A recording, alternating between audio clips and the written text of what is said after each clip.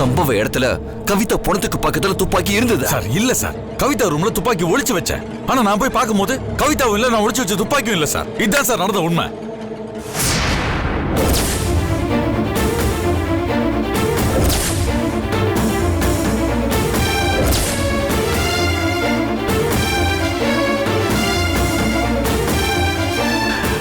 கேட்டீங்களா? அட பாவி, கவிதாவை கொல்ல துப்பாக்கிய மறைச்சு வச்சியா? என்ன கவிதாவை கொல்ல துப்பாக்கி எல்லாம் வாங்கி வச்சிருந்தியா?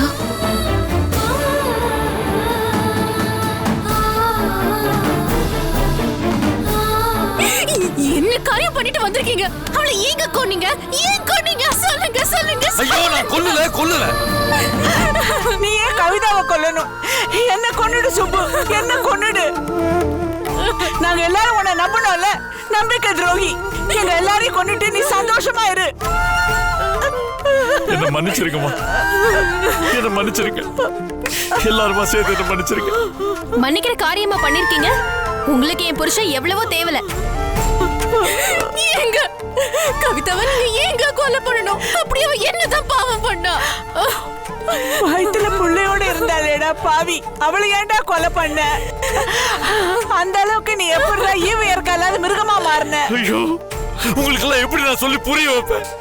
ஏங்க அவளை கொல்ற அளவுக்கு அப்படி என்னங்க உங்களுக்கு பெரிய நிலைமை? சொல்றேன் சார், சொல்றேன். அன்னைக்கு அம்மாவையும் ரேகாவையும் ஒரு ரவுடி பொம்பளை வீட்டுல வந்து அடிச்சா இல்ல, அதுக்கு காரணம் திவ்யாவை ஹாஸ்பிட்டல்ல வச்சு கொல்ல பார்த்தது காரணம், நீ ரோட்ல போகும்போது கார் ஏத்தி கொல்ல பார்த்தது காரணம், எல்லாமே அந்த கவிதா தான். அதுக்காகத்தான் நான் அவளை கொலை பண்ணலான்னு முயற்சி பண்ணேன். போய் சுப்பு சொல்றது போய் இல்ல, அதான் நிஜம். அவளை கொலை பண்ணலான்னு முடிவு பண்ணி தான் துப்பாக்கி எல்லாம் வாங்கினேன். ஆனா நான் கொல்லல, எனக்கு முன்னால யாரும் முந்திக்கிட்டாங்க. கவிதாவை நான் கொலை பண்ணல, எனக்கு அதுக்கு என்ன சம்பந்தமும் இல்ல. உண்மையான காரணத்தை நான் சொல்றேன். கவிதா உங்க எல்லாரையும் அடிச்சதுக்காக சுப்பு கொலை பண்ண போகல, அதுக்காக இல்ல. வேற ஒரு முக்கிய காரணம் இருக்கு.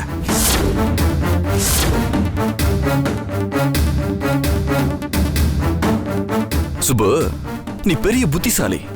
எந்த தடையும் இல்லாம இந்த கொலையை பண்ணிட்டேன்னு நினைக்காத. தடயமே இல்லாம எந்த கொலையும் செய்ய முடியாத.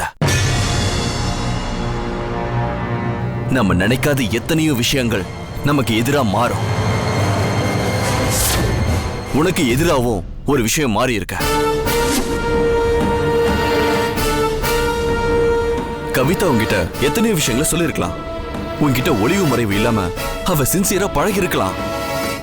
ஆனா உனக்கே தெரியாம ஒரு விஷயத்த கவிதா தன்னோட பாதுகாப்புக்காக கடந்த ஒரு வருஷமா பண்ணிட்டு வந்திருக்கா. அது என்ன தெரியுமா? கவிதாவுக்கு தினமும் டைரி எழுதுற பழக்கம் இருக்க. அது உங்க யாருக்காவது தெரியுமா? சுப்பு, உனக்கு தெரியுமா? கடந்த ஒரு வருஷமா கவிதா உனக்கும் அவளுக்கு நடுவுல நடந்த எந்த சம்பவத்தையும் விடாம ஒரு டைரி எழுதி வச்சிருக்கா. அது உனக்கு தெரியுமா?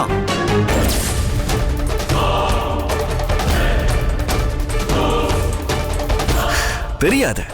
தெரிஞ்சிருந்தா நீ அந்த டைரிய எப்படியாவது கண்டுபிடிச்சு அழிச்சிருப்ப.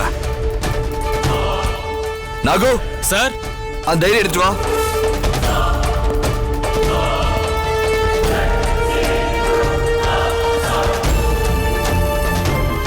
கவிதாவோட வயித்துல வளர குழந்தைக்கு அப்பா யாருன்னு இது வரைக்கும் நம்ம யாருக்குமே தெரியாத.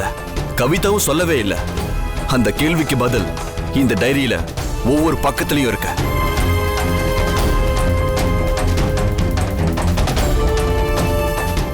அது வேற யாரும் இல்ல, கவிதா வயித்துல வளர குழந்தைக்கு அப்பா இந்த சுப்புதான்.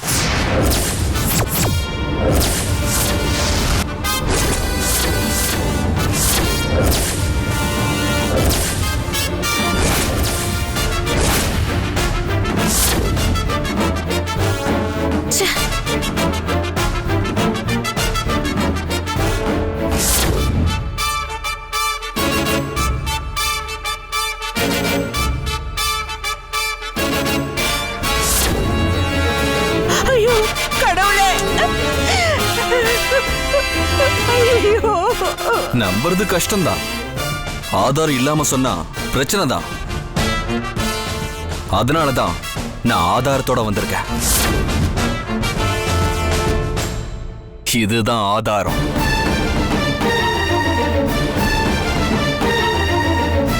கவிதாவோட பர்சனல் டைரி. அவ வீட்ல இருந்து நேத்து தான் எடுத்தேன். இந்த டைரி முழுக்க சுப்பு தான் இருக்கான். இவ கவிதாவோட வாழ்ந்த வாழ்க்கை தான் ஃபுல்லா நிறைஞ்சிருக்க. யாராவது இந்த டைரியை படிங்க.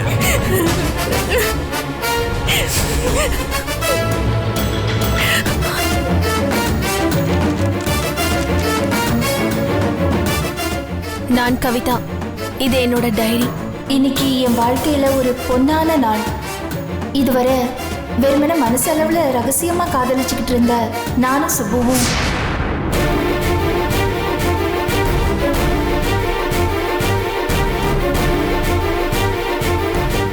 நேத்து ராத்திரி தான் நானும் சுப்புவும் முழுசா கணவன் மனைவியா மாறணும்.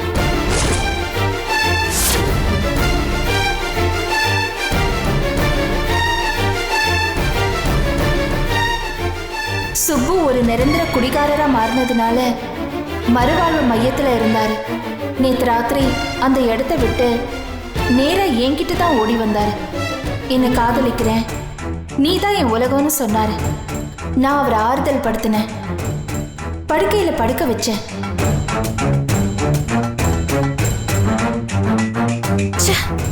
வீட்டுல யாரும் இல்ல.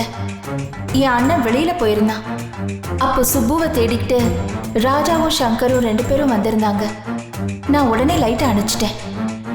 நானும் சுப்புவும் 2 பேரும் சைலண்டா படுக்கையில நெருக்கமா கொஞ்ச நேரத்துல கணவன் மனைவி ஆனோம்.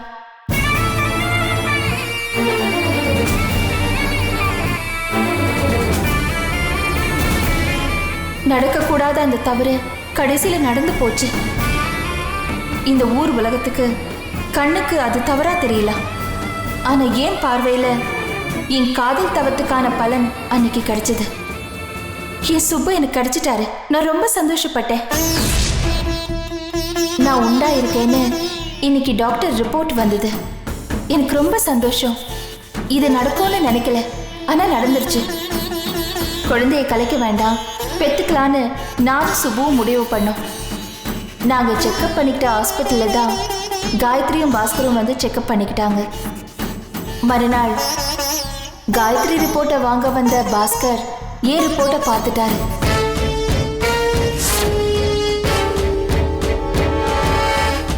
எனக்கும் சுப்புக்கும் தொடர்பு இருக்குன்னு அவருக்கு தெரிஞ்சு போச்சு.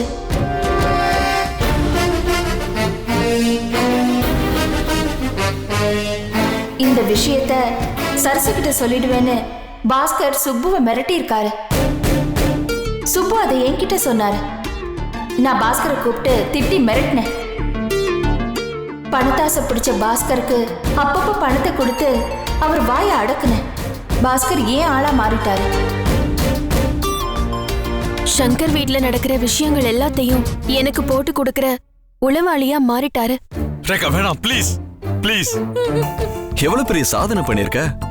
உன்னை பத்தி உன் சொந்தங்களே தெரிஞ்சுக்கலன்னா எப்படி? முக்கியமா உன் அம்மா பார்வதி அம்மா. உங்க பையனை நான் பழி வாங்குறேன்னு சொல்றீங்கல்ல, அப்ப கண்டிப்பா நீங்க தான் படிக்கணும். வாங்கி படிங்க.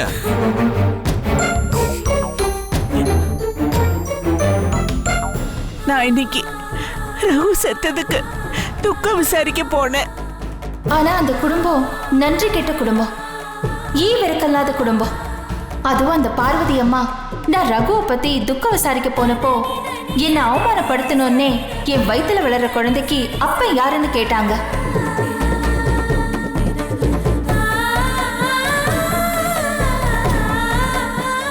அவங்க பையன் சுப்புவும் அப்ப பக்கத்திலேயே நின்றுட்டு இருந்தாரு. இதுக்கெல்லாம் உங்க புள்ள சுப்பு தான் காரணம்னு சொல்ல எனக்கு எவ்வளவு நேரம் ஆயிருக்க போகுது. நான் நுனி வரைக்கும் சுப்பு பேர் வந்தது. ஆனா என்னால சுப்பு அவமானப்படக்கூடாதுன்னு நினைச்சு நான் சொல்லல. அவங்க எல்லாரும் ஒரு புள்ளைத்தாச்சி பொண்ணுன்னு கூட பார்க்காம என்ன மூர்க்கத்தனமா தள்ளி விட்டாங்க. அவங்க தள்ளி விட்டதுல நான் சோஃபா நுனியில உழ போனேன். அப்ப கூட சுப்பு என்னை காப்பாத்தாம வேடிக்கை தான் பார்த்துட்டு இருந்தாரு. எனக்கு ரொம்ப அழுகையா வந்துச்சு. நான் அழுதுகிட்டே வீட்டுக்கு வந்துட்டேன். இது நாள் வரைக்கும் நான் பார்வதி அம்மாவை ரொம்ப மரியாதையா நினைச்சேன். அவங்கள என் மாமியாரா நினைச்சேன். அந்த வீட்டுக்குள்ள நான் மருமகளா போக ஆசைப்பட்டேன். ஆனா அந்த பார்வதி அம்மா நடந்துகிட்ட விதம் எனக்கு ஆத்திரத்தை ஏற்படுத்திருச்சு. இனிமே பார்வதி அம்மா குடும்பத்துக்குள்ள போக கூடாதுன்னு நான் முடிவு பண்ணிட்டேன். பாவி பாவி பாவி, என்ன நம்ப வச்சு ஈர கொலை அறுத்துட்டியடா பாவி. ஏண்டா ஏன் இப்படி பண்ண? மன்னிச்சிருக்கமா. சரசு, நீ வாங்கி படி. இல்ல இல்ல, நான் படிக்க மாட்டேன். என்னால தாங்க முடியாது. நீ தானே சரசு இந்த கதைக்கே கதாநாயகி. நீ கட்டாயம் படிச்சுதான் ஆகணும். படி. அப்பதான் உன் புருஷன் உன்னை எப்படி எல்லாம் ஏமாத்திருக்கான்னு உனக்கு தெரியும். இல்ல வேண்டாம், ப்ளீஸ் படி. சரசு வேணாம் சரசு, ப்ளீஸ் படிக்காத சரசு, ப்ளீஸ். வீடியோ குடுங்க.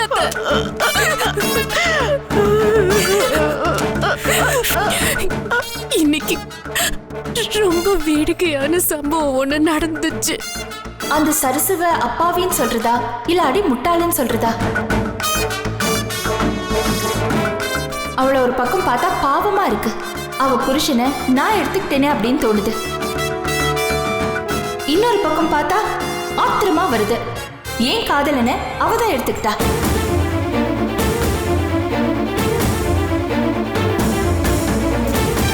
அன்னைக்கு சுப்பு எனக்கும் சரசுக்கும் புடவை வாங்கி கொடுத்தாரு. அது சரசு வீட்டுல பெரிய புயலே கலப்பிடுச்சு.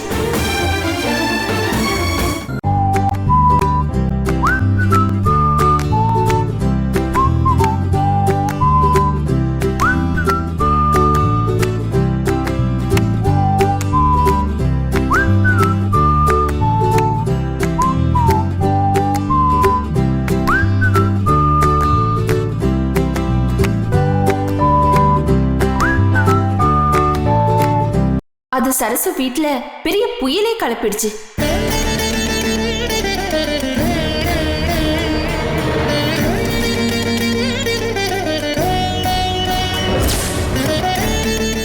எனக்கு சுப்பு புடவை வாங்கி கொடுத்த விஷயத்தை சரசு சந்தேகப்பட்டா. நான் தான் சந்தேகத்தை கிளப்பி விட்டேன். அப்படியாவது சரசுவுக்கு என் வயிற்றுல வளர குழந்தைக்கு சுப்புதான் அப்பான்னு தெரியட்டும்னு நான் பிளான் பண்ணேன்.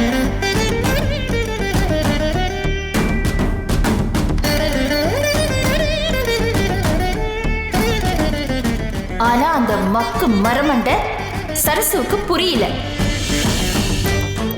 சுப்பு எனக்கு போன் பண்ணி என்னை என் பொண்டாட்டிக்கிட்ட இருந்து காப்பாத்துன்னு அழுதாரு. பாவமா இருந்துச்சு. என்ன இருந்தாலும் எனக்கும் புருஷன் தானே. அதனால நானே சரசுவையும் சுப்புவையும் கோவிலுக்கு வர வச்சு எனக்கு வாங்கின புடவை வேண்டுதலுக்காக வாங்கினது. அதனாலதான் அவர் சொல்லலன்னு சொல்லி சமாளிச்சேன்.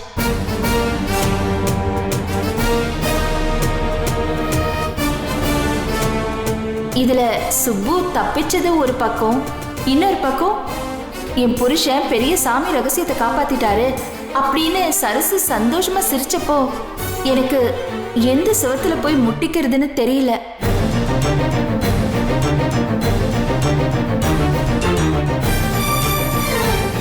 சுப்புதான் என் வயித்துல வளர்ற குழந்தைக்கு அப்பான்னு நான் சரசு கிட்ட நிறைய தடவை மறைமுகமா சொல்லியிருக்கேன். ஆனா கடைசி வரைக்கும் அவ சுப்புவை சந்தேகப்படவே இல்லை. என் வயித்துல வளர்ற சுப்பு குழந்தைய அவளே தத்தெடுத்து வளர்க்குறேன்னு என்கிட்டயே கேட்டா. எனக்கு ரொம்ப பரிதாபமா போச்சு. ஒரு பக்கம் சரசு இவ்வளவு அப்பாவியா இருந்ததுதான் சுப்பு அவளை ஏமாத்துறதுக்கு காரணம். இன்னொரு பக்கம் சரசு இவ்வளவு அப்பாவியா இருந்ததுதான் நான் அவளை இதுவரைக்கும் கொல்லாம விட்டதுக்கு காரணம். எனக்கு அவ மேல கொலவெறி வரும்போதெல்லாம் சரசு ரொம்ப அப்பாவித்தனமா என்னையும் சுப்புவையும் நம்பினா. என் குழந்தை விஷயம் சரசுக்கு தெரிய வரும்போது என்ன நடக்குமோ? ஐயோ, நான் ஏன் இன்னும் உயிரோட இருக்கணும்? நான் ஏன் இன்னும் உயிரோட இருக்கணும்? இதை விட ஒரு கேவலம் எனக்கு இனிமே வரமாட்டேன். ஒரு புருஷனுக்கு உண்மையான மனைவியா இருக்கிறதும் அந்த புருஷனையே தெய்வமா நினைச்சு கும்பிடுறதோ தப்பு அத்தை. நான் என்னத்த பாவம் பண்ணேன்? எனக்கு ஏன் இவ்வளவு பெரிய தண்டனை? எனக்கு இவ்வளவு பெரிய துரோகம்? சரசு வேணாம் சரசு, வேணாம். என்ன மன்னிச்சிரு சரசு, என்ன மன்னிச்சிரு. நான் இவ்வளவு நாளா பண்ண தப்ப நினைச்சு என்ன நானே திட்டிட்டு இருந்திருக்கேன். எனக்குள்ள நானே அழுதுட்டு இருந்திருக்கேன். நான் எவ்வளவு பெரிய துரோகி, எவ்வளவு பெரிய பாவம் பண்ணவன்னு என் மூஞ்சிலே நான் காரி துப்பி இருக்கேன் சரசு. எத்தனையோ தூரம் உங்ககிட்ட சொல்ல நினைச்சேன். உங்ககிட்ட வந்திருக்கேன் சரசு. ஆனா எனக்கு அது தைரியம் இல்லை சரசு, தைரியம் இல்லை. என்ன மன்னிச்சு சரசு.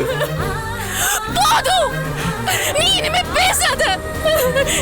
நீ ஒரு புருஷனோ இல்ல மனுஷனோ இல்ல, நீ ஒரு மிருகம்.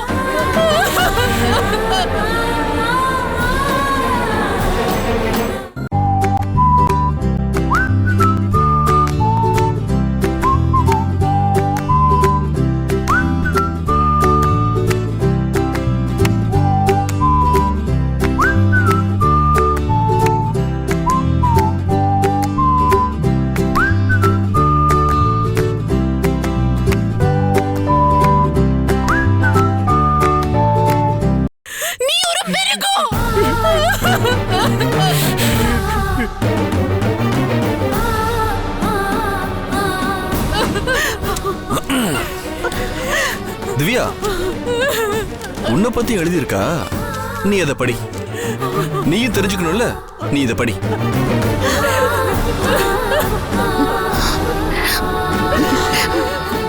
இந்த ஜென்மத்துல எனக்கு இருக்கிற ஒரே குறிக்கோள் திவ்யாவை பழி வாங்குறதுதான். அந்த அளவுக்கு இன்னைக்கு என் வீடு புகுந்து என்ன அசிங்கமா பேசி திட்டிட்டு போனா.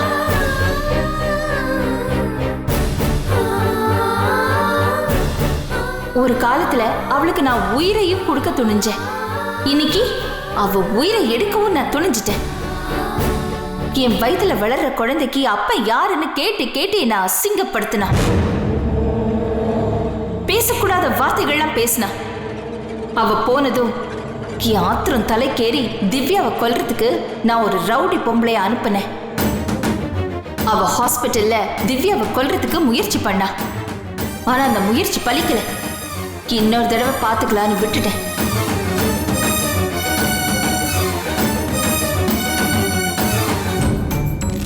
திவ்யாவை நான் சும்மா விட மாட்டேன். அதுக்கான நேரம் வரும்போது மோதுவேன். என் குழந்தைக்கு அப்பா சுப்புதான்னு இன்னைக்கு அவளுக்கு தெரிய போகுதோ அந்த நாள் தான் அவ என்கிட்ட தோக்க போற நாள்.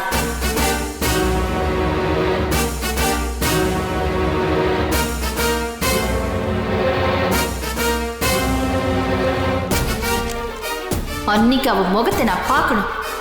அவ என்னை கேட்ட அவமானமான கேள்விகளை நான் திருப்பி கேட்கணும். ஏன்னா இந்த எல்லா பிரச்சனைக்குமே மூல காரணமே திவ்யாதான்.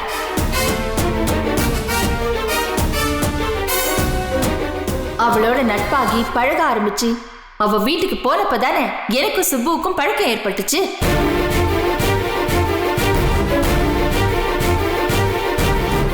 அதனால திவ்யா தான் என் எல்லா பிரச்சனைக்கும் பொறுப்பு. திவ்யா வேணாம், இதுக்கு மேல யாரும் படிக்க பேசாதடா. உனக்கு பேசுறதுக்கு தகுதியே இல்ல. ரெண்டு குடும்பத்தையும் நாசம் பண்ணிட்டியடா. அமைதியா இருப்ப, மௌனமா இருப்ப, யாருக்கிட்டையும் பேசாம இருப்ப. நீ இருக்கிற இடமே தெரியாது. அதனால உன்னை சாது, யோகிய, நல்லவ அப்படின்னு நினைச்சேன். ஆனா அமைதியா இருக்கிறவன், சாதுவா இருக்கிறவன் நல்லவனே கிடையாது. அவன மாதிரி ஒரு அயோக்கியனே கிடையாது. இதுக்கு நீ ஒரு உதாரணம் நிரூபிச்சுட்ட. நீ ஒரு நல்ல பாம்பு நிரூபிச்சுட்டடா. ஏன் என் வயித்துல பிறந்தடா? நான் தப்பு பண்ணிட்டேன், மன்னிக்க முடியாத தப்பு பண்ணிட்டேன். சத்தியமா அதை மனசரிச்சு பண்ணலவா. ஏதோ குடி போதில்லை, என்ன அறியாம அதை தப்பு பண்ணிட்டோமா. அது அன்னைக்கே சரசு கிட்ட சொல்லியிருந்தா சரசு என்ன தண்டனை கொடுத்ததால நான் வாங்கியிருக்கலாம். ஒரு தப்பை மறைக்க தப்பு மேல தப்பு பண்ணி இன்னைக்கு அவளை கொலை பண்ற அளவுக்கு நான் போயிடுறேம்மா. சரசு, கடவுளே, என்ன மன்னிச்சிரு சரசு. இனிமே நான் தப்பு பண்ண மாட்டேன் சரசு. போதும் பேசாத. எனக்கு அப்படியே பத்திக்கிட்டு வருது. கொலைகார பாவி, ஈவ இருக்கும் இல்லாம ஒரு கொலையே பண்ணிட்டு மன்னிப்பு கேக்குறியா? மன்னிப்பு வெக்கமா இல்ல? நீ உருப்படுவியா? ஐயோ சரசு, சத்தியமா நான் கொலை பண்ணல சரசு. நான் கொலை பண்ணல.